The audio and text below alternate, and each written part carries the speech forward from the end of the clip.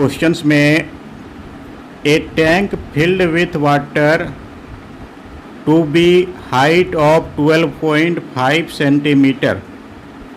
तो कोई टैंक है इस तरह से,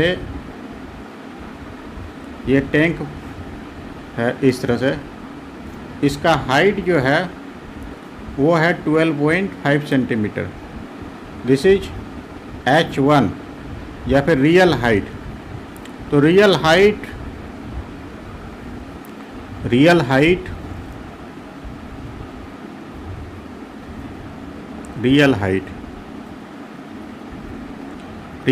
हो गया H1 equal to 12.5 centimetre. Apparent depth of needle lying at the bottom of tank is measured by 9.4 centimetre. तो apparent depth जो है या फिर apparent height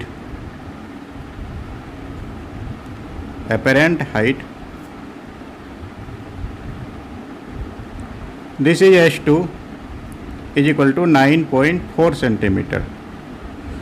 तो रिफ्रैक्टिव इंडेक्स ऑफ वाटर हमको पता करना है। तो रिफ्रैक्टिव इंडेक्स का फॉर्मूला हम सभी पढ़े हैं।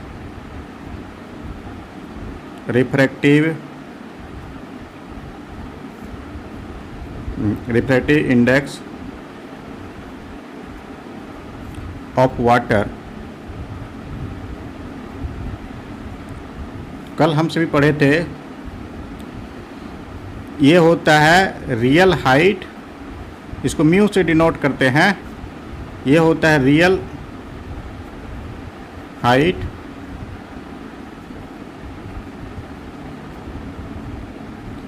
Bye apparent height।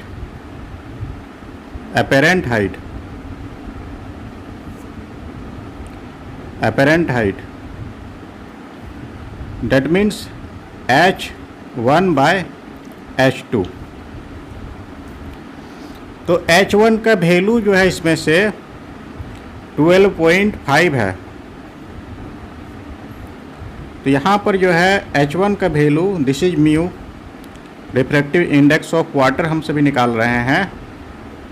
H1 का वैल्यू 12.5 और H2 का वैल्यू 9.4। तो इसको सॉल्व करेंगे हम सभी तो अप्रॉक्सीमेटली जो है वैल्यू 1.33 आएगा। 1.33 इस तरह से आएगा रिफ्रैक्टिव इंडेक्स। रिफ्रैक्टिव इंडेक्स का जो है कुछ यूनिट नहीं होता है, यूनिट लेस है। तो रिफ्रैक्टिव इंडेक्स ऑफ वाटर जो है 1.33 ये हो गया। रिफ्रैक्टिव इंडेक्स ऑफ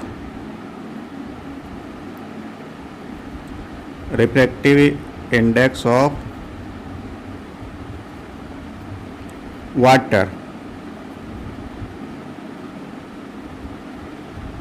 इज 1.33 ये हो गया।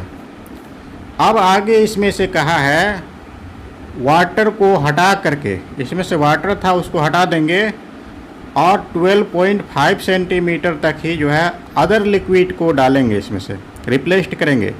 और इसका जो है refractive index this is 1.63, value of mu is 1.63।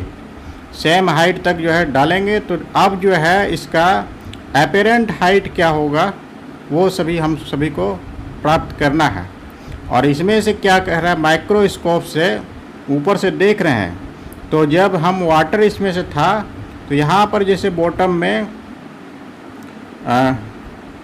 कोई भी ऑब्जेक्ट है, बॉटम ऑफ टैंक को हम मेजर कर रहे थे तो वो था 9.4 सेंटीमीटर जब हम वाटर को इसमें से रखे थे तब। अब जैसे एक अदर लिक्विड को तो यहाँ से हम माइक्रोस्कोप से हम देख पाते थे। अब जैसे एक अदर लिक्विड है जिसका कि रिफ्रैक्टिव इंडेक्स 1.63 है, तो वो माइक्रोस्कोप को थोड़ा ऊपर ले जाना पड़ेगा या फिर नीचे लाना पड़ेगा, वो जो है निकालने पर पता चलेगा। तो अदर लिक्विड का जो है रिफ्रैक्टिव इंडेक्स, तो अदर, ठीक है, अदर लिक्विड, ये अदर लिख देते हैं, दूसरा अदर केस। तो इसमें से रिफ्रैक्टिव इंडेक्स जो है ये है वैल्यू 1.63। तो 1.63 इसका रिफ्रैक्टिव इंडेक्स है। तो उसी तरह से इसका भी फॉर्मूला जो होता है रिफ्रैक्टिव, इसका फॉर्मूला जो हो जाएगा वो H1/H2। This is real depth by apparent depth. तो रियल डेप्थ का वैल्यू जो है ये हमको ऑब्टेंड है 12.5 सेंटीमीटर, एंड H2 को हम सभी ऑब्टेंड करेंगे। तो H2 का वैल्यू क्या हो जाएगा, इससे H2 का वैल्यू ये है 12.5 बाय ये 1.63, इस तरह से क्रॉस मल्टीप्लिकेशन होकर के यहाँ पर आ जाएगा। तो इसका वैल्यू जो है 7.67 centimetre after calculation we get. तो अब जो है इसका बॉटम का जो है हाइट 7.67 सेंटीमीटर निकल रहा है, और पहले इसका बॉटम का हाइट जो है वो 9.4 था। तो 9.4 दैट मीन्स यहाँ पर होगा, इस तरह से ऊपर से देख रहे हैं तो यहाँ पर मान लेते हैं ये 9.4 होगा।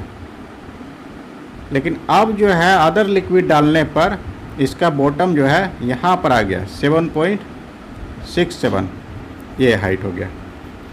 तो पहले जो है हम माइक्रोस्कोप को यहाँ से रख करके देख लेते थे, तो अब जो है देखने के लिए माइक्रोस्कोप को पीछे की ओर बढ़ाना पड़ेगा।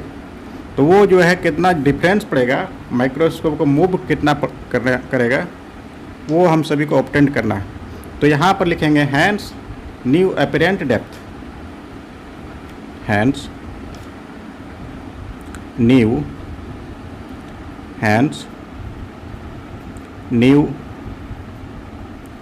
apparent depth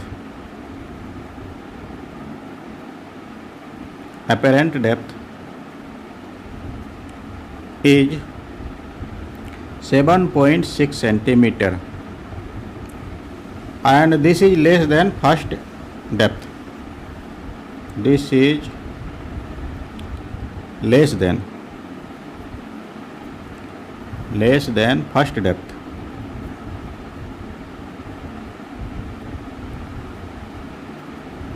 first depth. तो इसके लिए क्या करना पड़ेगा, माइक्रोस्कोप को मूव्ड डिस्टेंस। तो therefore the focus needle again the microscope should be moved. तो माइक्रोस्कोप शुड बी मूव्ड, कितना मूव्ड करना है वो दोनों को माइनस करने पर पता चल जाएगा। माइक्रोस्कोप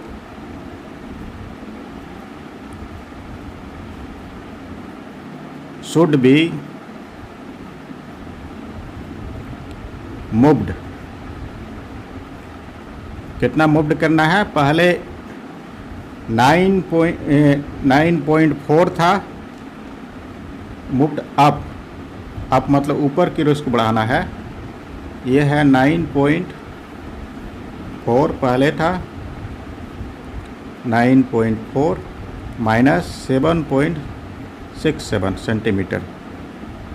तो इसको calculate after calculation 1.73 centimetre gate.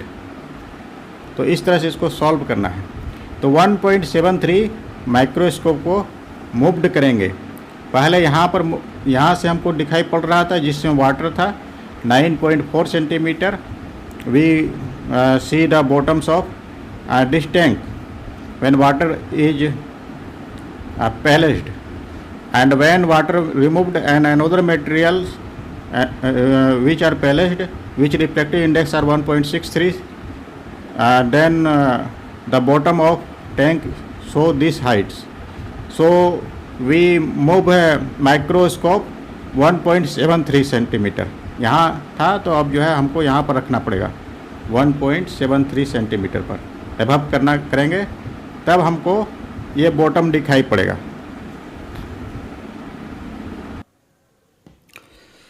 इसमें से दो फिगर दिया हुआ है, ए और बी। ये है ए और ये है बी। तो इसमें से लाइट एयर से ग्लास में जा रहा है। तो एयर जो होता है वो रेयर मीडियम होता है और ग्लास जो है एक डेंसर मीडियम होता है। तो we know that when the light passes from rare to denser medium, then it bend toward the normal. So this angle is 60 degree and this angle is 35 degree. This is less than this angle. And same types in what second medium is water and first medium is air. This is incident ray and this is rare medium, this is denser medium. So this reflected ray are bent toward the normal. This is 47 degree. And same types in which light ray are incident in water to glass surface. Glass is denser medium, so light bent toward the normal. Then what is the angle of refractions we want to find? तो firstly we know that refractive index or mu equal to sine I by sine R. तो इससे हम सभी obtain कर लेंगे mu का value refractive index इस medium का। उसी तरह से इस मीडियम का रिफ्रैक्टिव इंडेक्स निकाला जा सकता है और इस मीडियम का हम लोग रिफ्रैक्टिव इंडेक्स निकालेंगे। तो सबसे पहला for glass air glass interface.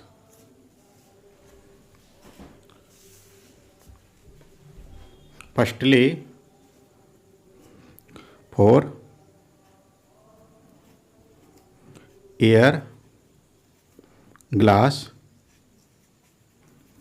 interface,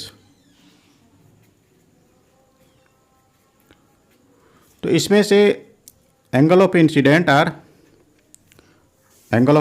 is 60 degree and angle of reflection is 60 degree and angle of reflection are 35.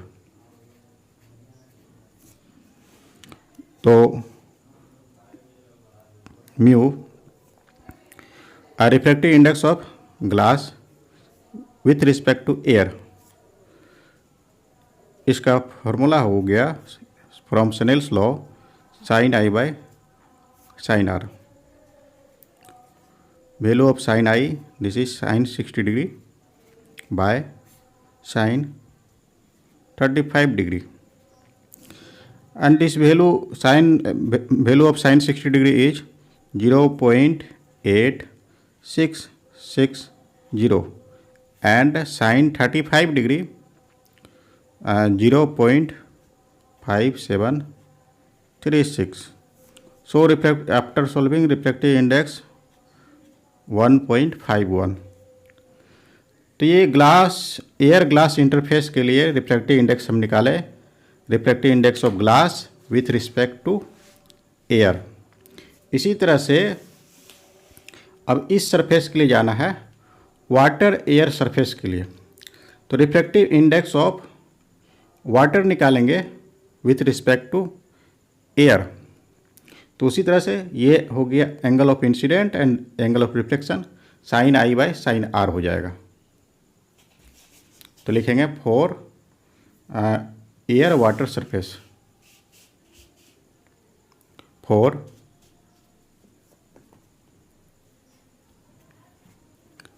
Air water interface.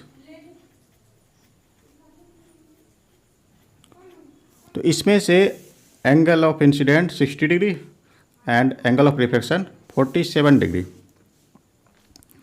I equal to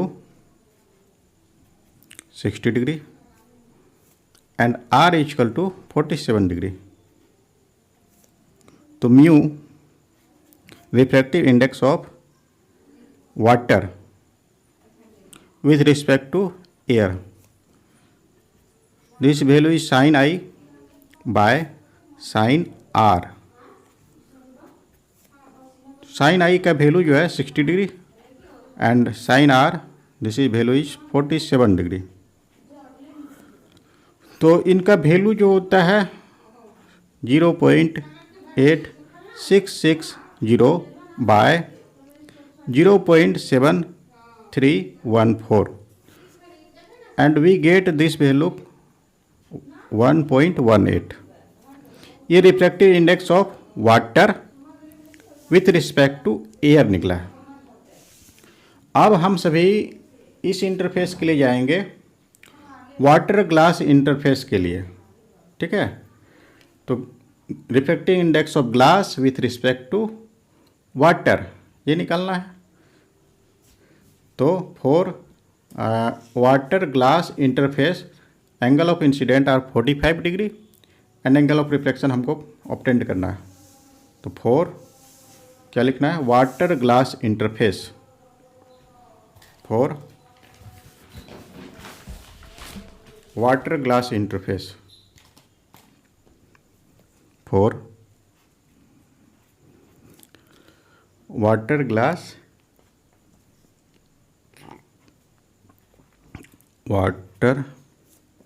glass interface. इसमें से आई का value angle of incident is 45 degree and we will obtain angle of reflection. तो इसमें से सबसे पहला refractive index of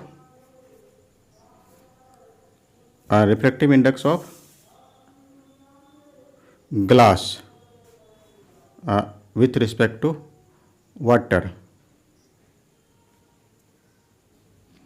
तो इसमें से refractive index of water with respect to glass निकालना है। Refractive index of water with respect to glass. तो इनका फॉर्मूला हम जानते हैं। सबसे पहले refractive index of water with respect to air. तो इनका हो गया फॉर्मूला रिफ्रैक्टिव इंडेक्स ऑफ, तो इसमें से ये फॉर्मूला है। तो इसका फॉर्मूला जो होता है 1/μ। यहाँ पर हम सभी ग्लास और यहाँ पर वाटर लिख सकते हैं। ये फॉर्मूला हम लोग पढ़े थे रिफ्रैक्टिव इंडेक्स में। तो इस वैल्यू को यहाँ पर भी ले जा सकते हैं या फिर दोनों का प्रोडक्ट 1 होता है। तो हम सभी को ये ऑब्टेन करना पहले। तो इसमें से इसका फॉर्मूला हो जाएगा म्यू ग्लास और वाटर। इसका हो जाएगा म्यू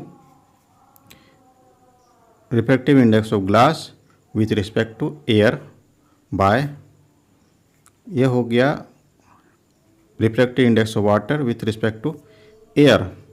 तो हम सभी इसका वैल्यू ऑब्टेन किए हुए हैं।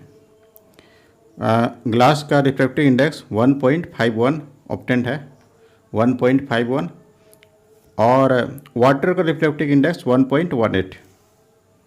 तो 1.51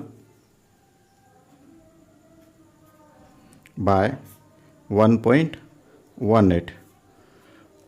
तो इनका वैल्यू सॉल्व करने के बाद 1.275 आता है।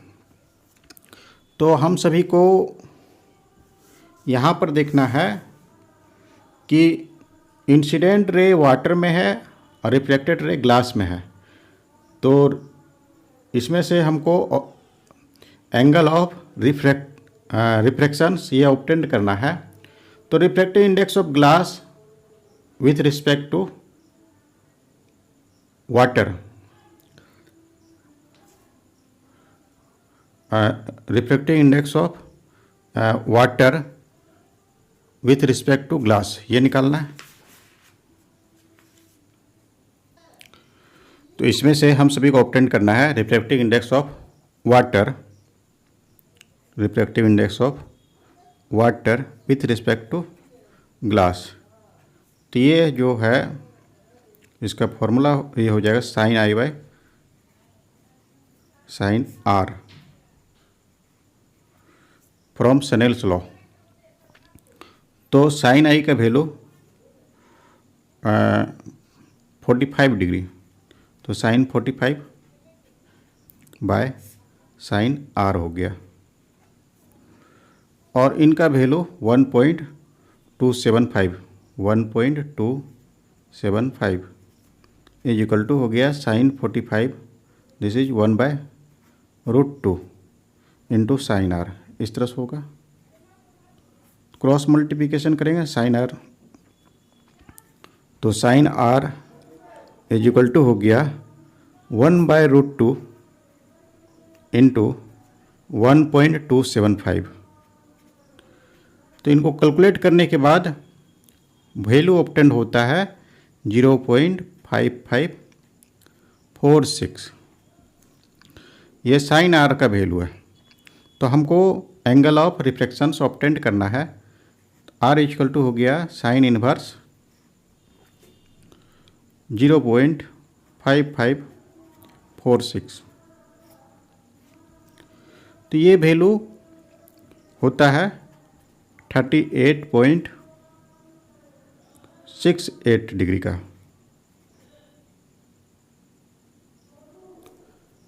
Angle of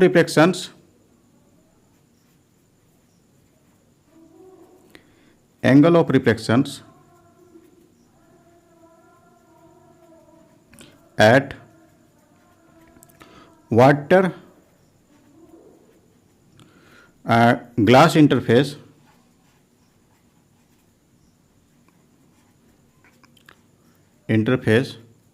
is 38.68। तो यही हम सभी को ऑब्टेन करना था।